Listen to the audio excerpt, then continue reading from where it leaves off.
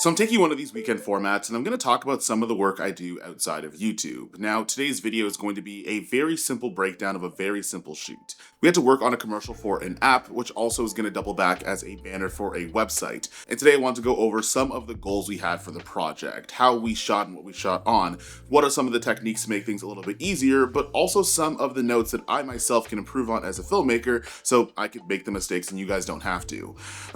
We'll get there. Now, this shoot actually had two different goals. Now, the first goal we had was we had to create a video that at the end of the day was going to give us a 45-second to a 1-minute cut of something that we could play not only without sound that goes on the back and the banner of a website, but also have another cut that's going to have a bit of music to it, so that way it can be played on the app's Instagram page. We also had to get a couple of photos for the app as well. Abby needed some updated photos for their website. So one of the things that I did is not only did I hire some crew for video production, but I also hired a little bit of a photography team as well.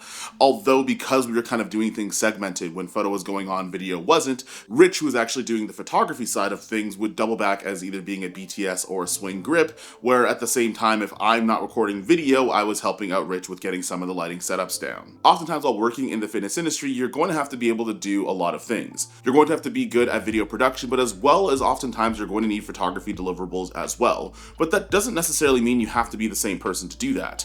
I like hiring out things for stuff that I honestly don't want to be responsible for, and it makes my life a lot easier and also elevates the production as things are more compartmentalized. The more specialized roles that you have on set, the easier it is to have the best result in anything you might be doing. For example, I would take on the video production side of things as director of photography, and I also hired a photographer as well because we did need photo deliverables. When I was doing video, Rich was obviously helping out with some of the video aspects of things, and vice versa was true when video had stopped and we needed to do some photography for the app and the website. Now, despite this being a very, very simple shoot, there still was a lot of planning that was involved. Now, where a lot of my pre-production planning lives is going to be on Milanote. And this is where we're able to not only compile a budget for this entire project, but also the biggest part about this project was pulling references and getting a shot list down.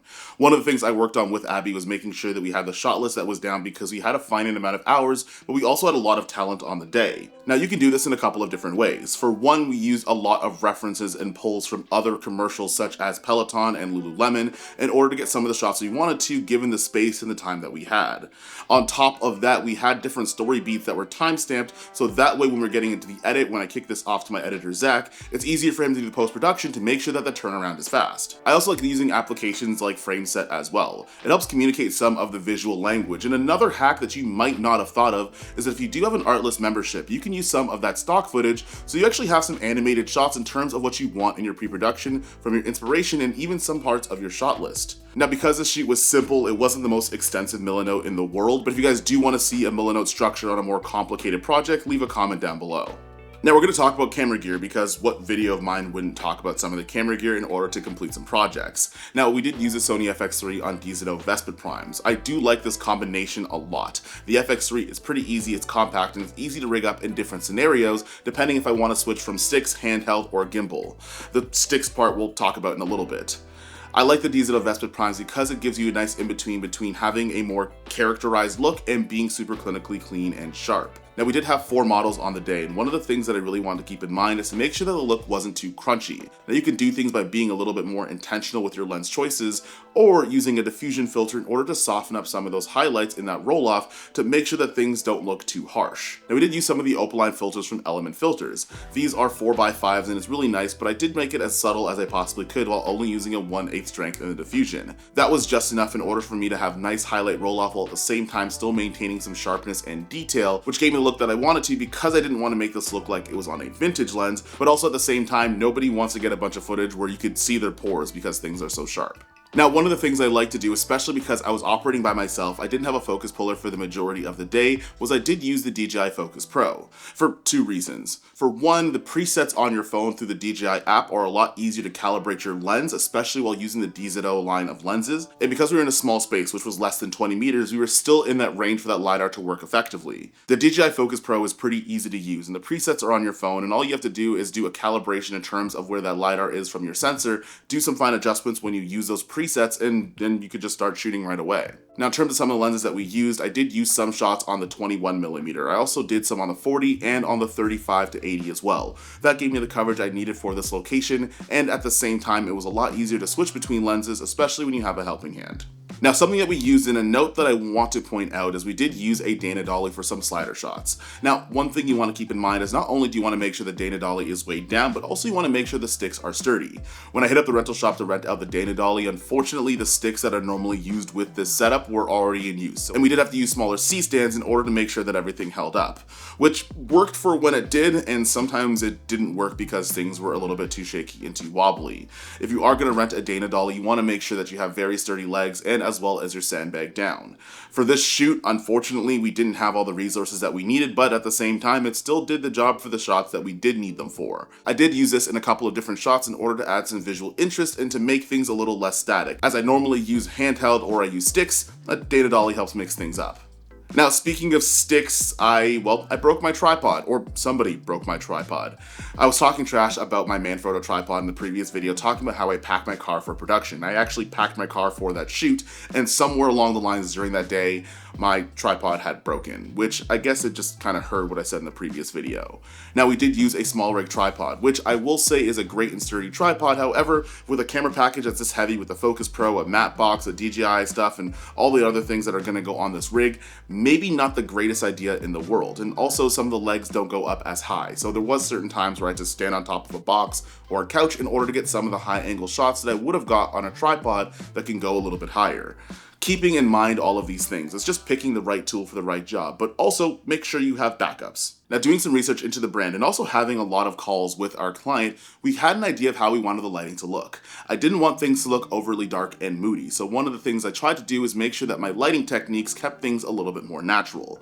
Now, obviously, there are still going to be lights involved. I use my FC300, my FC500, and a 6x6 with bounces every now and again. Now, that helped keep things exposed, but also you could use things like modifiers in order to shape the light wherever you want to. One thing that I want to point out as well when you're working on location, especially when you're working in studios that lets in a lot of natural light, is to keep in mind of the actual light from the ambient sun. One of the things that we did is we had a bunch of shots earlier on in the day, and they looked good, but they didn't look as good as what I thought they would. The reason being is because the sun was in a different position, and even while using Sunseeker in order to find out when those shots are going to be, sometimes you don't have the ability to go on location beforehand with that application. I was traveling a bunch, so you try to get what you can on the day.